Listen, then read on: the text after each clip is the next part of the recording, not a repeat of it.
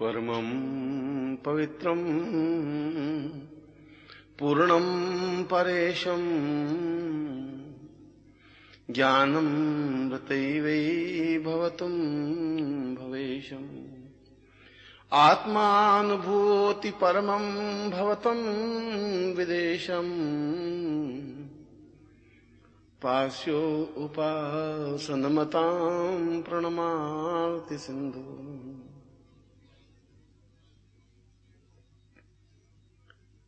उपनिषद के इस श्लोक में संपूर्ण उपासना को निचोड़ करके रख दिया है, समा दिया है। एक प्रकार से देखा जाए तो पहली बार ऋषि ने एक छोटे से गागर में पूरे सागर को भरने का सफल प्रयास किया है।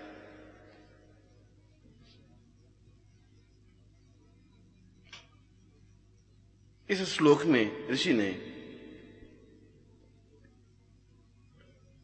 उन तथ्यों की ओर चिंतन दिया है, वे विधियां समझाई हैं, वह तरीका स्पष्ट किया है जिसके माध्यम से व्यक्ति साधना या उपासना कर सके। इससे पहले यह समझ लेना चाहिए कि उपासना या साधना क्या है। तीन शब्द प्रचलित हैं: पूजा, साधना, उपासना। पूजा का तात्पर्य तो जो हमारे पूज्य हैं, जो अभिनंदनीय हैं, जो वंदनीय हैं, उनको सम्मान देने की क्रिया पूजा है। और हम किसी भी तरीके से उनका वंदन, उनकी अभ्यर्थना कर सकते हैं।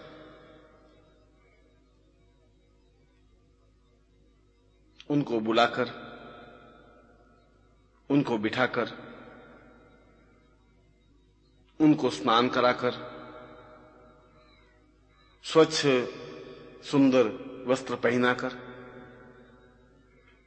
कुमकुम चंदन अक्षत लगाकर, पुष्पों का हार पहनाकर, अगरबत्ती दीपक लगाकर जो कुछ अभ्यर्थना करते हैं वह पूजा है। हम यह स्पष्ट करते हैं कि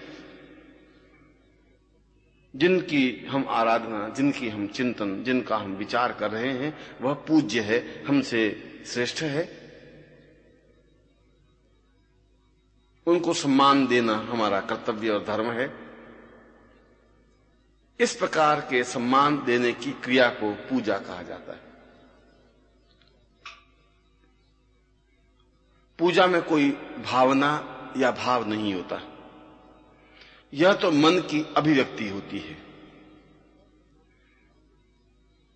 पूजा से किसी प्रकार की याचना और इच्छा भी नहीं होती। पूजा इसलिए नहीं की जाती कि कुछ प्राप्त हो। कुछ प्राप्त करने के लिए पूजा का विधान है ही नहीं। पूजा तो अपने पिता की भी की जा सकती है, मां की भी की जा सकती है, आने वाले मेहमान की भी की जा सकती है,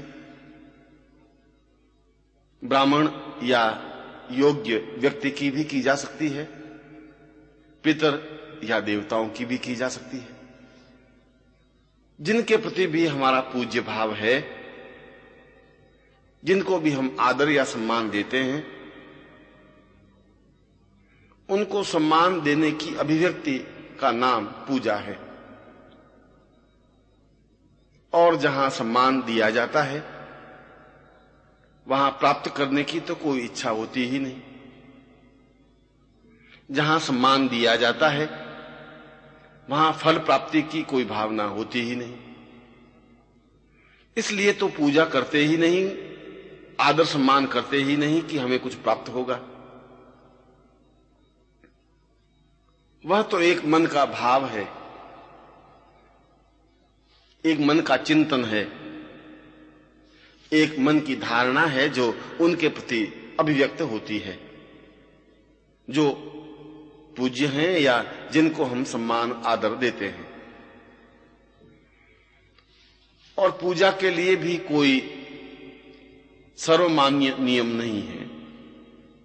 जिस तरीके से भी, जिस प्रकार से भी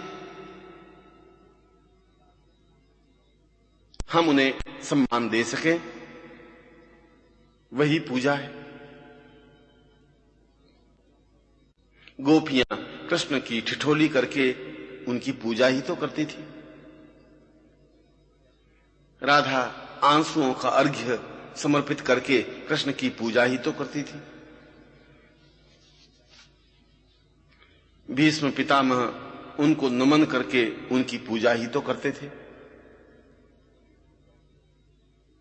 देवताओं को हम अक्षत पुष्प धूप दीप नैवेद्य चढ़ाकर पूजा ही तो करते हैं। पूजा का कोई एक प्रकार नहीं है, कोई एक नियम नहीं है, कोई एक तरीका नहीं है। जिस से भी आप अपने मन की अभिव्यक्ति को स्पष्ट कर सके वही पूजा है। जिससे भी सामने वाला प्रसन्नता पूर्वक आपके अभ्यर्थना को स्वीकार कर सके वही पूजा है। यह तो आपसी लेन देन है, आपसी विचार भावना है, आपसी हित चिंतन है कि आप किस प्रकार से उनको दे रहे हैं और वह किस प्रकार से आपको स्वीकार कर रहा है। इसलिए पूजा में यह जरूरी नहीं है कि कुमकुम हो ही, अक्षत हो ही, नैवेद्य हो ही, अगरबत्ती या दीपक हो ही।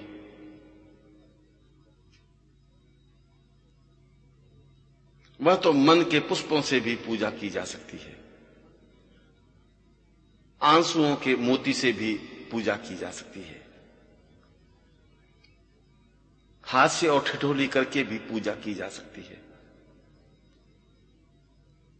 लिपट करके, प्रेम करके, अपने आप को समर्पित करके भी पूजा की जा सकती है। यह तो इस बात पर निर्भर करता है कि आपका उससे किस प्रकार का नाता है, किस प्रकार का संबंध है, किस प्रकार से आप उनको सम्मान देने में समर्थ हैं,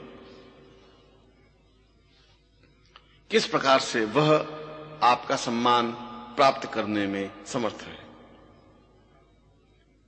और आपस में जो चिंतन बनता है, जो आधार बनता है, वही पूजा है। साधना बिल्कुल एक अलग प्रकार है। साधना का तात्पर्य है सन्नद्ध हो जाना, तैयार हो जाना, स्पष्ट हो जाना। साधना का तात्पर्य है कि मैं प्राप्त करने के लिए सभी प्रकार से सक्षम हूं, सन्नद्ध हूं, तैयार हूं, मैं प्राप्त करना चाहता हूं। और जो यह भाव, यह संकल्प मन में ले लेता है, वह साधना पथ पर पहला पग रखता है।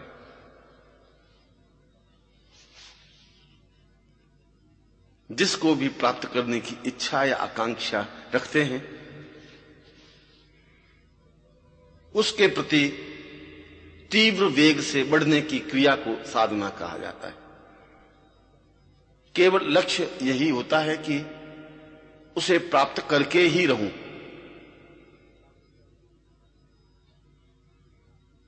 वह चाहे महालक्ष्मी हो, वह चाहे महाकाली हो, वह चाहे तारा हो, छिन्नमस्ता हो, शंकर हो, ब्रह्मा हो, विष्णु हो, रुद्र हो,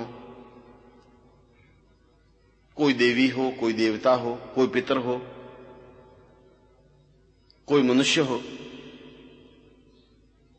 जिसको भी आप प्राप्त करने के लिए पूर्णता के साथ प्रयत्नशील हैं, उसे साधना कहा जाता है। और साधना केवल विचारों से ही तो नहीं होती। साधना में तो तन और मन जीवन के साथ तीव्र वेग से आगे बढ़ने की क्रिया है। जहां तीर की गति से मन आगे बढ़ता है, अपने लक्ष्य पर पहुंचने के लिए झपटता है, किसी भी प्रकार से उसको प्राप्त करने की आकांक्षा रखता है। और मन की इस गति को चेतना देने का काम शरीर करता है, तन करता है। यदि तन शिथिल है, निष्क्रिय है, उमंग या उत्साह नहीं है, शरीर अपने आप में कमजोर है, भाव नहीं है, उद्वेग नहीं है, आकांक्षा नहीं है, तो मन उतनी ही द्रुत गति से आगे नहीं बढ़ सकेगा। मन को तो आधार चाहिए आगे बढ़ने के लिए। तीर तभी तो अपने लक्ष्य पर पहुंचेगा जब धनुष की डोरी खींची हुई होगी। यदि धनुष ही नहीं है तो तीर चल भी नहीं सकता। यदि प्रत्यंचा चढ़ी हुई नहीं है तो तीर अपने लक्ष्य पर पहुंच नहीं सकता। लक्ष्य पर पहुंचना जरूरी है और लक्ष्य पर तीर को ही पहुंचना है, तो फिर धनुष की प्रत्यंचा भी तनी हुई, कसी हुई होनी चाहिए। यदि मन को पूर्णता के साथ आगे बढ़ना है लक्ष्य की ओर, तीर की तरह गति से, तो शरीर संतुलित, निश्चिंत और स्पष्ट होना ही चाहिए। इस शरीर को साधने की क्रिया का नाम साधना है। इस मन को साधने की क्रिया का नाम साधना है। इस जीवन को पूर्णता के साथ अपने नियंत्रण में लेने की क्रिया का नाम साधना है। प्रकार क्या है, तरीका क्या है, मंत्र जप क्या है, देवता क्या है, अनुष्ठान क्या है, यह सब तो आगे की बात है। पहली और प्रधान बात तो यह है कि हम पूर्ण रूप से साधक हों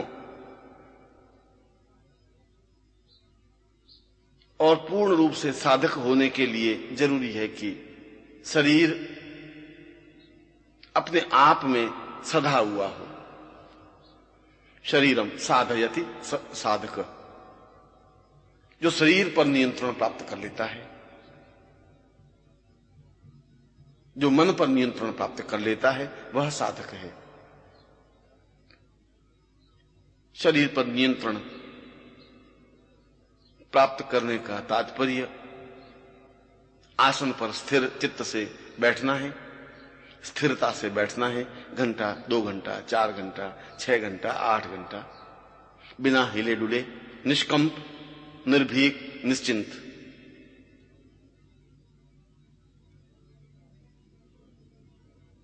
और जो प्रकार हो, जो विधि हो, जो तरीका हो, उसका पालन करने के लिए वह शरीर सक्षम हो। जितना मंत्र जप करने का विधान हो उतना मंत्र जप करे ही, उससे पहले शरीर शिथिल न हो, थकावट से न भर जाए, आलस्य से न गिर जाए, प्रमाद से प्रपंच में न बन जाए। जब ऐसी स्थिति आती है तो शरीर सधता है, और जब शरीर सधता है तो उसके साथ ही साथ मन को भी साधना जरूरी है। क्योंकि शरीर को तो हठपूर्वक नियंत्रण में कर सकते हैं, पालथी मारकर बैठ सकते हैं, कष्ट या पीड़ा भोग करके भी रह सकते हैं, पर मन पर नियंत्रण पाना तो बहुत ही जरूरी है। मन को साधना तो बहुत ही कठिन है, पर आवश्यक भी है। और जो मन को साध लेता है, मन को डांवाडोल नहीं होने देता, मन को विचलित नहीं होने देता, एक ही बिंदु पर केंद्रित कर लेता है, मन को भटकने नहीं देता, उसे साधक कहते हैं। जब तन और मन दोनों का सामंजस्य हो जाता है, तन वही कार्य करता है जो मन कहता है, मन वही करता है जो तन उसका सहायक होता है। जब दोनों का परस्पर सामंजस्य बन जाता है, जब दोनों का परस्पर संबंध बन जाता है, और जब इस सामंजस्यता का और इस संतुलन का आधार मनुष्य बनता है, जब उसके हाथ में यह नियंत्रण आता है, तो उसे साधक कहते हैं। और साधक बनने के बाद वह जो भी क्रिया करता है, जिस तरीके से भी क्रिया करता है, जिस प्रकार से भी प्रयोग या अनुष्ठान करता है, उसको साधना कहते हैं। साधना से पूर्व यह आवश्यक है कि साधक हो, जो स्थिर चित्त हो, जो दृढ़ चित्त हो, जो एक बिंदु पर केंद्रित हो, जो विचलित न हो, जो भयभीत न हो, जो अपने आप में दृढ़ प्रतिज्ञ हो, जिसका मन पर पूर्ण नियंत्रण हो, जिसका शरीर पर अधिकार हो, जो शरीर को विचलित न होने देता हो, वही तो साधक है। और उसके द्वारा किया गया प्रत्येक कार्य साधना है। क्योंकि ऐसा व्यक्ति हड़बड़ाहट में कुछ नहीं करता। ऐसा व्यक्ति तो धीर गंभीर समुद्र की तरह हो जाता है, जिसको पूरा विश्वास होता है कि मैं जो प्राप्त करना चाहता हूं वह प्राप्त करूंगा ही, होगा ही, लक्ष्य मुझसे चूक नहीं सकता, मैं लक्ष्य से पथभ्रष्ट नहीं हो सकता। जब इतनी दृढ़ता आ जाती है, जब इतना विश्वास उसके मन में आ जाता है, तब वह सही अर्थों में साधक बन जाता है। फिर उसका प्रत्येक क्रियाकलाप साधना कहलाती है। साधना कुमकुम या अक्षत या पुष्प या धूप या दीप या माला या मंत्र जाप को नहीं कहते। प्राप्त करने की आकांक्षा और प्राप्त करने की क्रिया के समन्वित स्वरूप को साधना कहते हैं। यदि कोई प्रेमी अपनी प्रेमिका को प्राप्त करने के लिए निरंतर प्रयत्नशील रहता है, तन से मन से,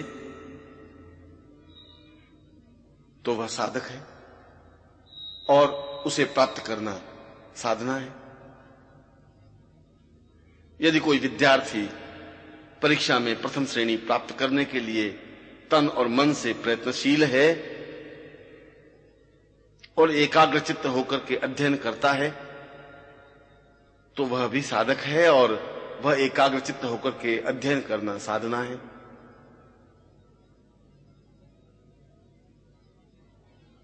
इस कार्यों में कोई कुमकुम अक्षत की जरूरत नहीं पड़ी, न प्रेमिका को प्राप्त करने के लिए अगरबत्ती दीपक लगाने की आवश्यकता हुई, न प्रथम श्रेणी प्राप्त करने के लिए दीपक या घृत जलाने की जरूरत पड़ी। ये सब तो गौण वस्तुएं हैं, केवल उपकरण हैं मन को स्थिर करने के लिए। मूल आधार तो तन और मन का पारस्परिक सामंजस्य है। और जो इस सामंजस्यता को प्राप्त कर लेता है वही साधक है। जो इन दोनों पर नियंत्रण प्राप्त कर लेता है वही साधक है। और साधक जो भी कार्य करता है वह साधना है। जिस तरीके से भी, जिस युक्ति से, जिस प्रकार से वह अपने लक्ष्य को प्राप्त करने का प्रयत्न करता है उसे साधना कहा जाता है।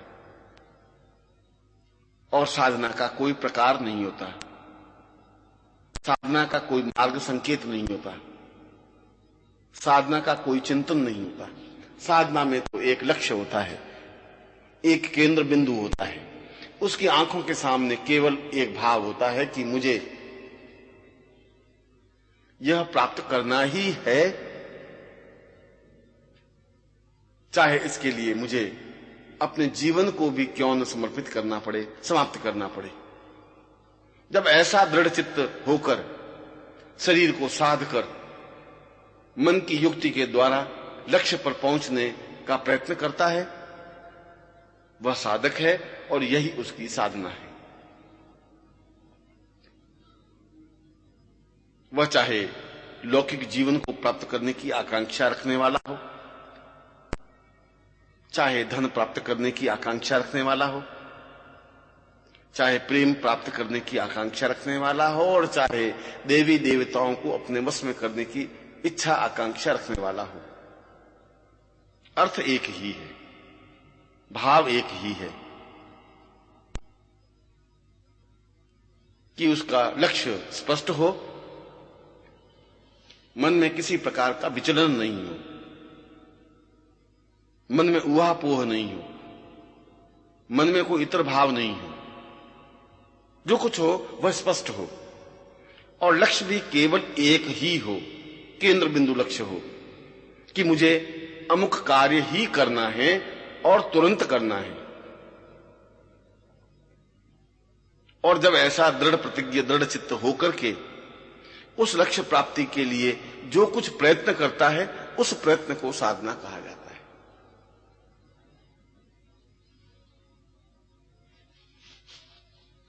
साधना के आगे की स्थिति उपासना है। एक बहुत सुंदर शब्द है उपासना, बहुत मधुर शब्द है, क्योंकि इसमें पूजा और साधना दोनों का सुंदर समन्वय है। उपासना का तात्पर्य है पास में बैठना, उपआसन, पास में बिठाना, अत्यंत निकटता के साथ बिठाना और उसके साथ घुल मिल जाना, एक हो जाना, एक रस हो जाना, निमग्न हो जाना। पूजा में तो पूजा करने वाला और पूज्य दोनों अलग अलग होते हैं। साधना में भी साधक और जिसको प्राप्त करने की कामना हो वह लक्ष्य दोनों अलग अलग होते हैं। उपासना में ऐसा नहीं होता। उपासना में दो भेद होते ही नहीं, दो तथ्य होते ही नहीं। इन दोनों का समन्वय ही उपासना है, जहां न साधक होता है न साधना होती है। वहां तो साधना स्वयं साधक में समाहित हो जाती है, साधक स्वयं साधना में समाहित हो जाता है, एक दूसरे के प्रति समर्पित हो जाते हैं, एक दूसरे के प्रति अपने आप में संबंधित हो जाते हैं। जहां इन दोनों के बीच भेद करना ही कठिन होता है वहीं से उपासना प्रारंभ होती है। इसलिए उपासना को अत्यंत सुंदर कहा गया है, मधुर कहा गया है, श्रेष्ठ कहा गया है, क्योंकि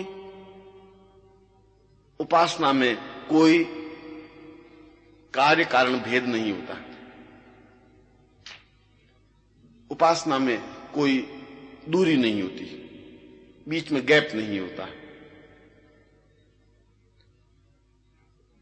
जब साधक व्यक्ति खुद चलकर अपने लक्ष्य के पास पहुंच जाता है, अपने लक्ष्य के पास बैठ जाता है, उस लक्ष्य से किसी प्रकार की दूरी नहीं होती, किसी प्रकार का अंतर नहीं होता, तब उपासना प्रारंभ होती है। उपासना करने वाला ऐसा अनुभव करता है कि सामने वाला तो मैं ही हूं, वह तो मेरे पास बैठा है, मैं तो उसके इतना पास में हूं कि बीच में हवा भी नहीं निकल सकती। जब भक्त और भगवान के बीच कुछ भी दूरी नहीं रहती, तब उपासना कहलाती है। जब मीरा तन्मय होकर के नाचती है और उसके होठों से निकलता है कि मेरे तो गिरधर गोपाल दूसरो न कोई, तो यह नृत्य उसकी उपासना है। क्योंकि मीरा के और उस समय कृष्ण के बीच में कोई दूसरा नहीं होता। जब सूर अपना एक तारा बजाते हुए कृष्ण को अपने बिल्कुल पास में अनुभव करता है, ऐसा लगता है कि जैसे कृष्ण को माखन खिला रहा हो, हंसा रहा हो, पुलकित कर रहा हो।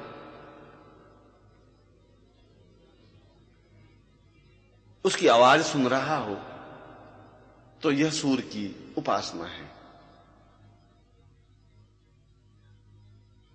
जब कबीर कहते हैं कि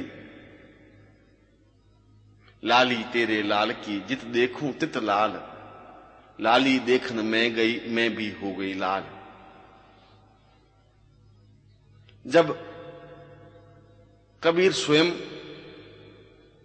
पूर्ण रूप से लाल होकर के उस कृष्ण, उस लाल, उस ब्रह्म में लीन हो जाते हैं, एक रस हो जाते हैं, तब यह कबीर की उपासना है। जब बूंद समुद्र में विसर्जित हो जाती है, तो यह बूंद की उपासना है। जब सुगंध, पुष्पों की सुगंध हवा में विलीन हो जाती है और वसंत ऋतु बन जाती है, तो यह सुगंध की, पवन के प्रति, हवा के प्रति उपासना है। जब एक दूसरे के प्रति पूर्ण तादात्म्यता स्थापित हो जाती है, तो उसे उपासना कहते हैं।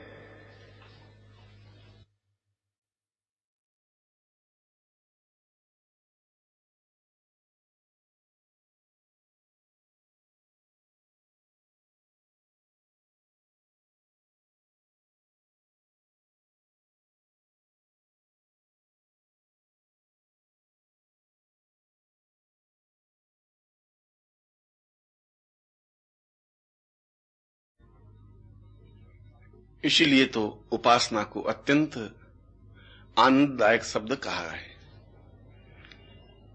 क्योंकि यह जीवन का सार है। यह साधना और पूजा से बहुत ऊंचे प्रकार की चीज है। जब शिष्य पूरी तरह से गुरु के चरणों में समर्पित हो जाता है,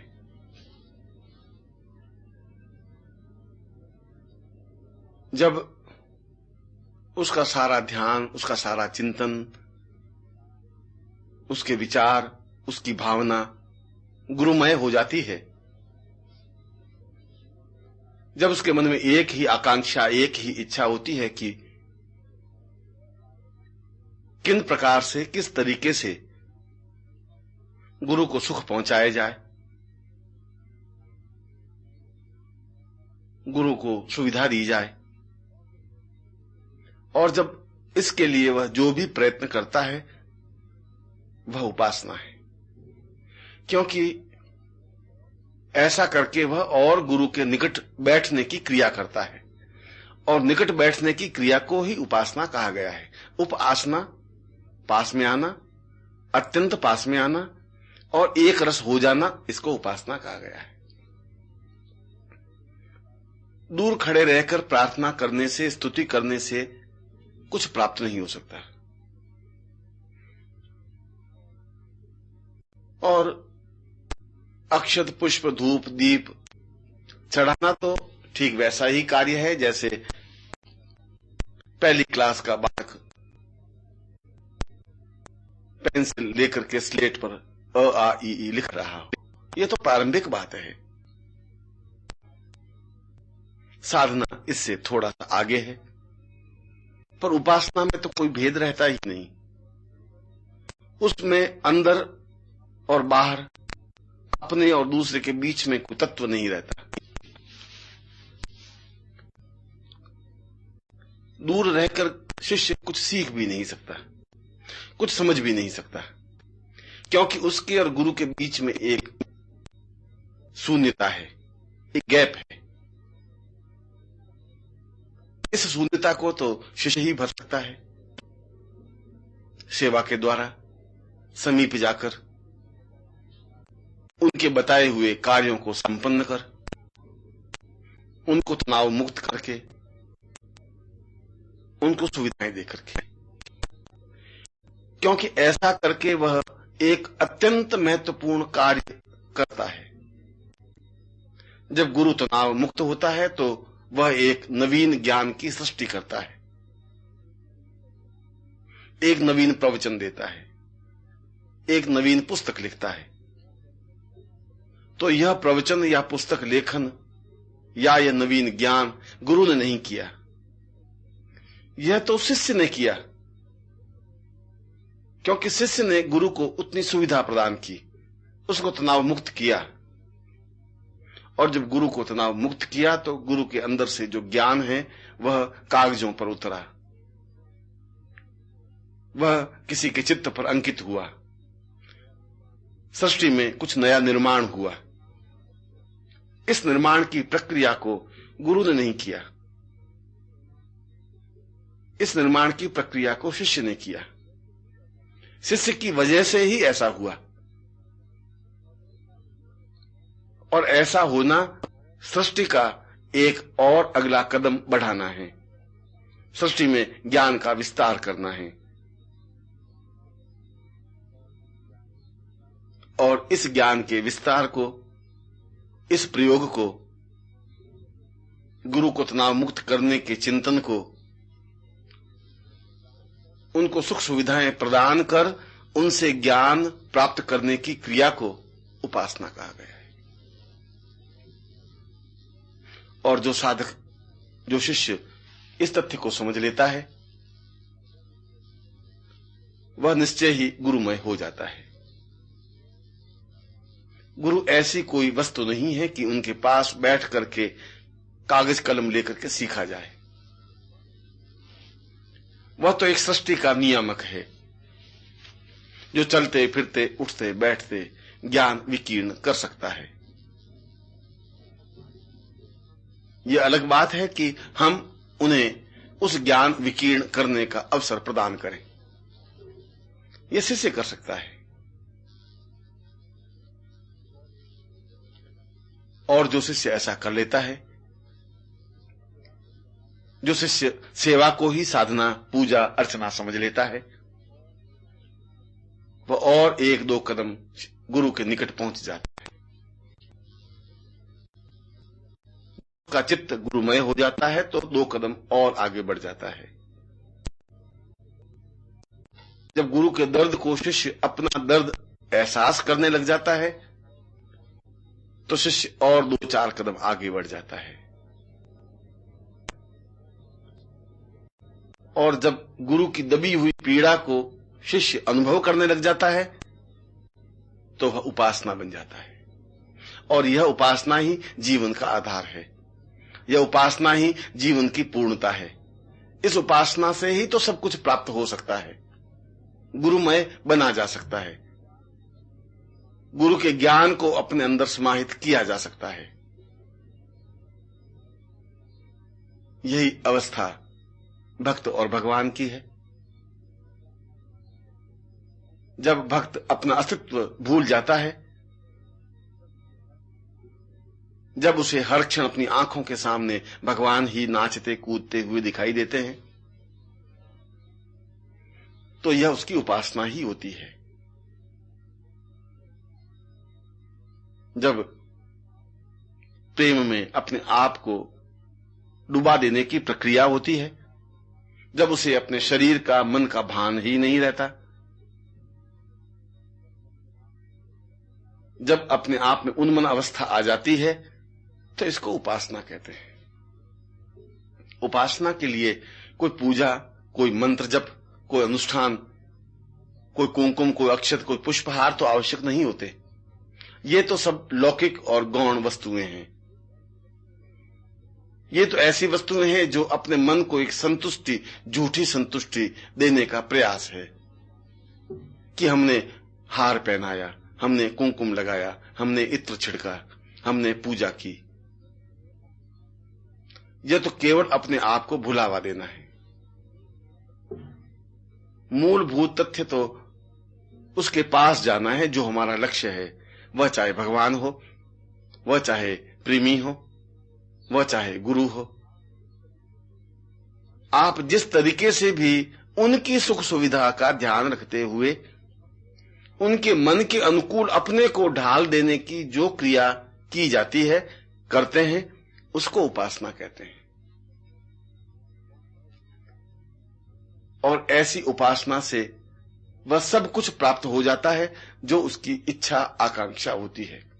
भक्त होता है तो भगवानमय बन जाता है, शिष्य होता है तो गुरुमय बन जाता है, प्रेमिका होती है तो प्रेममय बन जाता है। फिर कोई भेद नहीं रहता, फिर कोई अंतर नहीं रहता। और इस भेद, इस अंतर को दूर करने के लिए सर्वोत्तम उपाय है ध्यान वृत्ति, ध्यान करने की क्रिया। उपासना का प्रारंभ ध्यान से ही तो होता है।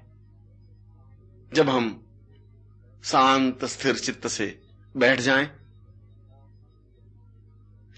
और अपने मन में, अपने अंदर उस लक्ष्य की, उस इष्ट की मूर्ति गढ़ें, निर्मित करें, उसको अपने अंदर ही देखें।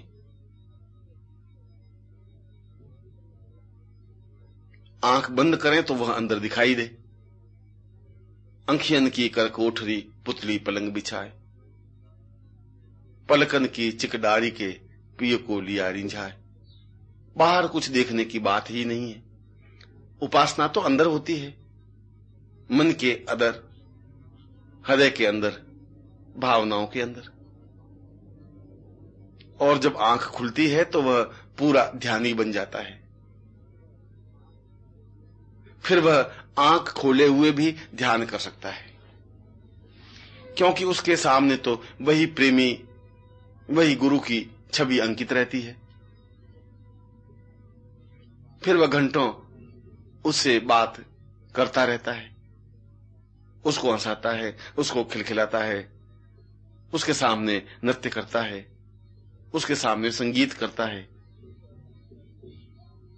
उसको ऐसा लगता ही नहीं कि लक्ष्य अलग हो गया हो।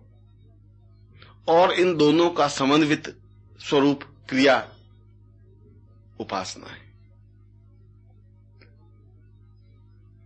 ध्यान के लिए कोई एक निश्चित साधन या कोई क्रिया नहीं है, कोई पद्धति नहीं है।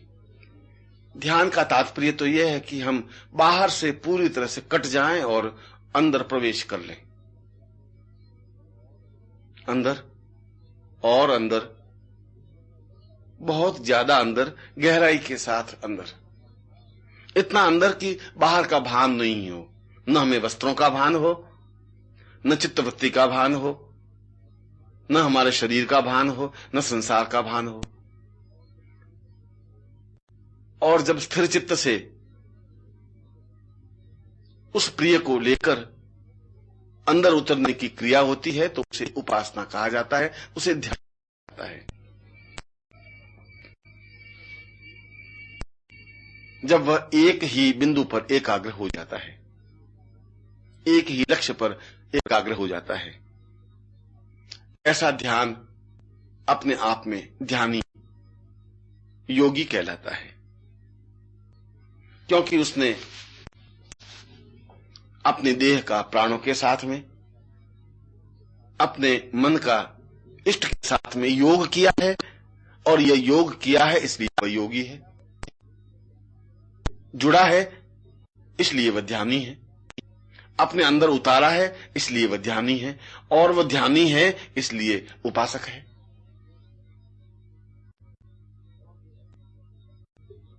और जो ऐसा कर लेता है उसे बाह्य उपकरणों की कोई आवश्यकता नहीं होती, उसे बाहरी वस्तुओं की कोई जरूरत नहीं होती, क्योंकि उपासना तो अपने आप में पूर्ण प्रेममय बन करके ही की जा सकती है। किस तरीके से उपासना करूं, कई विधि करूं उपासना, कौन सा प्रकार है, कौन सा तरीका है, और इसका कोई तरीका ही नहीं होता, इसका कोई प्रकार है ही नहीं।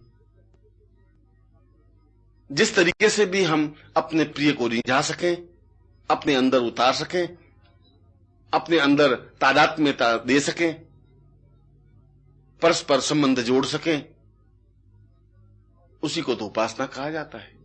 और इसके लिए कोई भी प्रकार अपनाया जा सकता है। नृत्य करके अपने प्रेमी को रिंझाया जा सकता है, जैसा मीरा ने किया। गाकर प्रेमी को प्रसन्न किया जा सकता है, जैसा सूर ने किया। अपने आप में प्रेमिका बनकर के उस प्रभु को प्राप्त किया जा सकता है, जैसा जायसी ने किया। अपने आप को ब्रह्ममय बनाकर उसको अपने घट में उतारा जा सकता है, जैसा कबीर ने किया। और इन सभी की विधियां अलग अलग थी। एक ने नृत्य के माध्यम से, दूसरा संगीत के माध्यम से, तीसरा अपने आप को प्रेमिका बना करके, और चौथे ने अपने आप को ब्रह्ममय बना करके उस लक्ष्य को, उस तथ्य को प्राप्त करने की क्रिया संपन्न की। इसलिए इन चारों के प्रकार को उपासना ही कहा गया है। चारों के तरीके अलग अलग, चारों के प्रकार अलग अलग, चारों के तथ्य और विचार और धारणा अलग अलग, मगर सबका लक्ष्य एक ही कि प्रियतम को रिंझाया जा सके, प्राप्त किया जा सके। सेवा के द्वारा, समर्पण के द्वारा, अपने आप को पूर्ण रूप से सौंप करके, अपने आप को ध्यान में एकाग्र करके, जहां दूसरा कोई चिंतन हो ही नहीं, कोई भान ही नहीं हो कि मैं किसी की पत्नी हूं, या मेरा कोई पति है, या मेरी कोई पत्नी है, या पुत्र है, या बंधु है, या बांधव है, या समाज है, या रिश्तेदार है। यह सब कुछ गौण हो जाता है, यह सब कुछ परे हट जाता है। इनका तो लौकिक जीवन में ही मूल्य और महत्व होता है। जो इनसे ऊपर उठ जाता है, वहां से साधना प्रारंभ होती है, वहां से उपासना प्रारंभ होती है। जो समाज से भयभीत होता है वह उपासना कर ही नहीं सकता। जो दिखावा करना चाहता है वह भी उपासना नहीं कर सकता। जो कुमकुम अक्षत पुष्प धूप दीप को ही उपासना समझ लेता है वह भी उपासना करना नहीं जानता। जो पग पग पर भयभीत और आसन्नग्रस्त होता है वह भी उपासना नहीं कर सकता। यह उपासना के तथ्य है ही नहीं।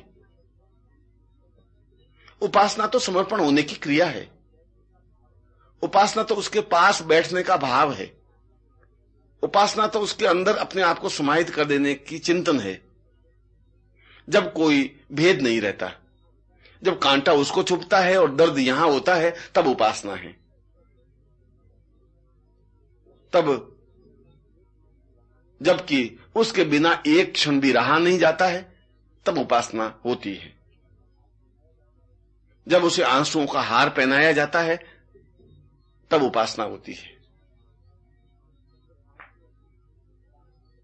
जब आंसुओं से रात को तकिया भिगो दिया जाता है, तो इसे उपासना कहते हैं।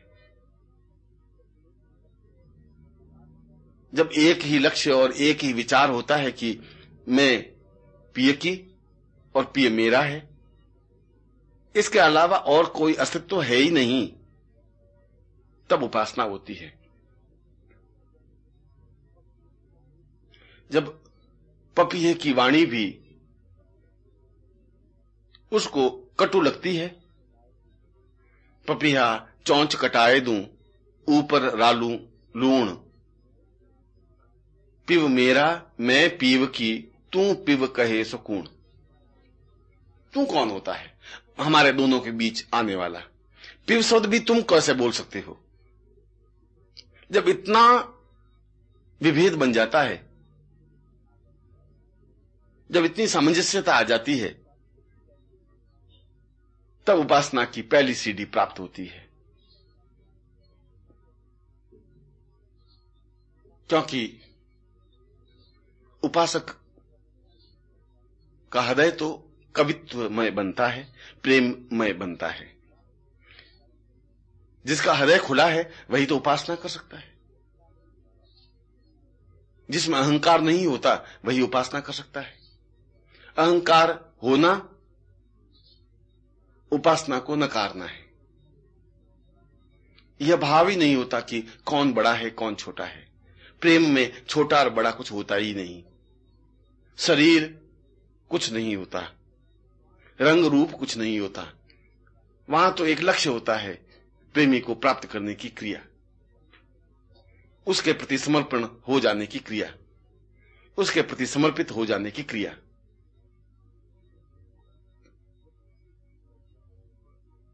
जब उसके हर क्षण मन में प्रेमी का ही भाव रहता है, भोजन करती है तो ऐसा लगता है कि जैसे अपने प्रिय को भोजन करा रही है। ऐसा लगता है कि जैसे प्रिय को प्यास लगी हो और वह नहीं चाहती हुई पानी पी लेती है।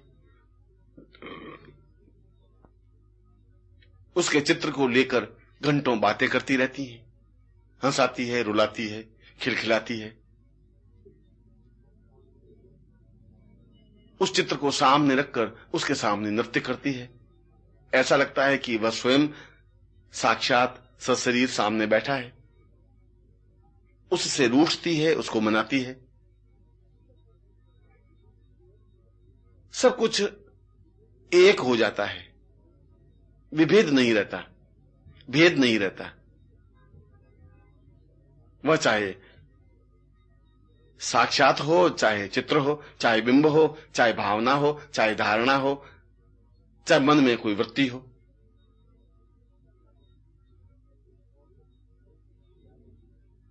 और जब ऐसी स्थिति आ जाती है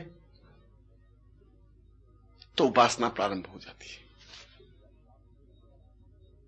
जब ऐसा क्रियाकलाप होने लग जाता है तब उपासना प्रारंभ हो जाती है।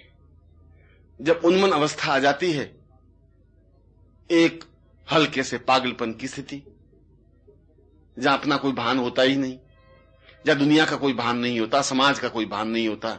समाज क्या कर लेगा, दुनिया क्या कर लेगी, कोई क्या कर लेगा, कितना बंधन रखेगा, कितना बांधेगा, कितनी आलोचना करेगा, करने दे, जो कुछ होगा हो जाएगा। कुछ भी होगा मगर मेरे और प्रिय के बीच कोई भेद नहीं रहेगा, किसी प्रकार की दूरी नहीं रहेगी, और सब कुछ सहन हो जाएगा मगर ये दूरी सहन नहीं होगी। जब ऐसी स्थिति आती है तो उपासना होती है।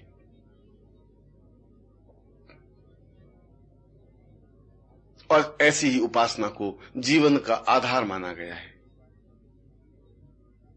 ऐसी ही उपासना को जीवन की पूर्णता माना गया है। बहुत ही कम सौभाग्यशाली व्यक्तियों के जीवन में ऐसे क्षण आते हैं, बहुत ही कम। क्योंकि जिनके हृदय में वासंती हवा नहीं गुनगुनाती, जिसके हृदय में झरनों का प्रवाह अंकित नहीं होता, जिसकी आंखों में सपने नहीं तैरते, वह उपासना नहीं कर सकता। जो वाचाल है, जो बुद्धि से आक्रांत है, जो तर्क करने वाला है, कुतर्क करने वाला है, वह उपासक नहीं बन सकता।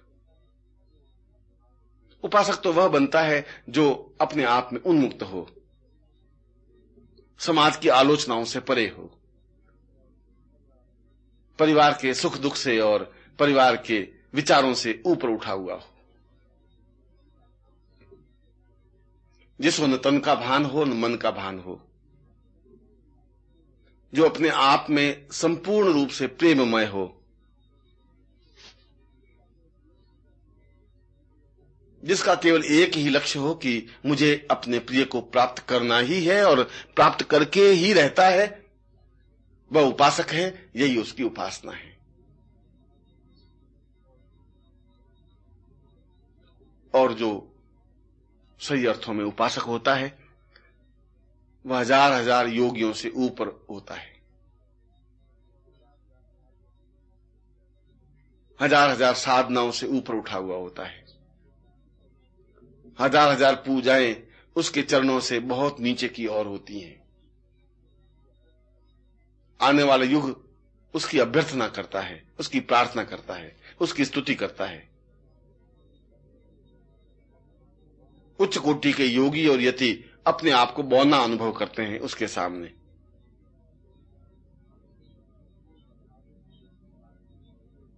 कोई भी साधना, कोई भी उपासना, कोई भी मंत्र जप, कोई भी तंत्र, कोई भी योग, सब कुछ अपने आप में बहुत नीचे की ओर रह जाते हैं। और जो ऐसा कर सकता है उसकी तुलना तो देवता भी नहीं कर सकते। देवता भी ऐसा उपासक बनने के लिए तरसते हैं।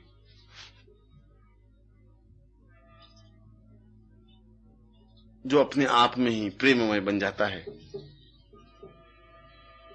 जो अपने आप में ही भावमय बन जाता है,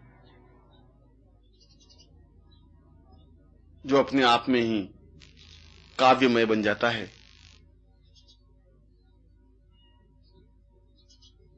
जिसके होठों से गीत गुनगुनाते हैं, जिसके मन में प्रेम हिलोरे लेने लगता है, जिसमें कोमलता और मधुरता आ जाती है, वही सही अर्थों में, सच्चे अर्थों में उपासक होता है। इसलिए यह रास्ता तो सुगम है, सरल है। अपने प्रिय को प्राप्त करने का, अपने इष्ट को प्राप्त करने का, अपने गुरु को प्राप्त करने का, अपने जीवन की पूर्णता को प्राप्त करने का, अपने ब्रह्म को प्राप्त करने का और उसमें लीन होने का। और जो सही अर्थों में उपासक है वही सही अर्थों में ब्रह्ममय है, ब्रह्म है। और ऐसा ही हो, मैं ऐसा आशीर्वाद दे रहा हूं।